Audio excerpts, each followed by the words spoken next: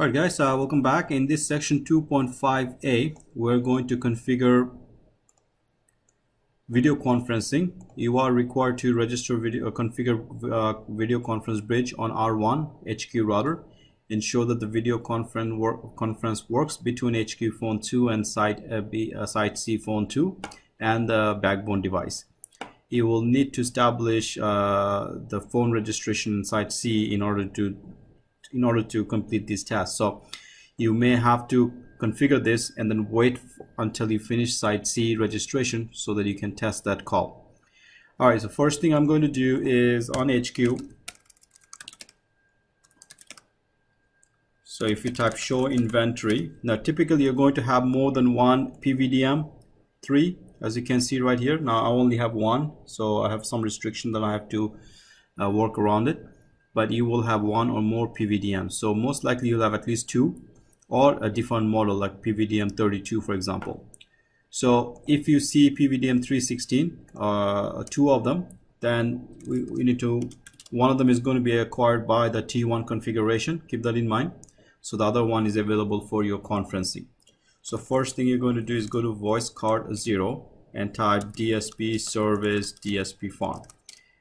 Next, we're going to allocate the percentage of DSP for video. Now, because if you have two of them, so you can say 50%, one for voice, one for video. But because I don't have enough, so what I'm going to do is I'm going to say voice service reserve. Oops, it's not taking the command.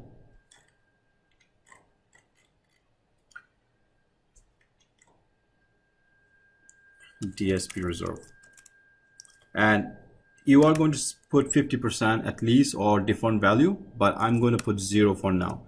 So what 0 is going to do is going to allocate 0% for voice and 100% for video. But again, in the exam, you're going to make sure you're going to put 50 or different value. Okay, so next step is to configure DSP farm.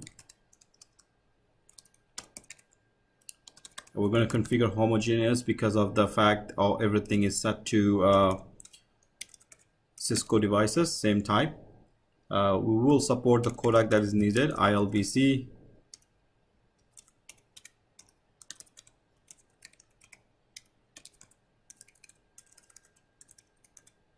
G722. Now we need to support the video codec, of course.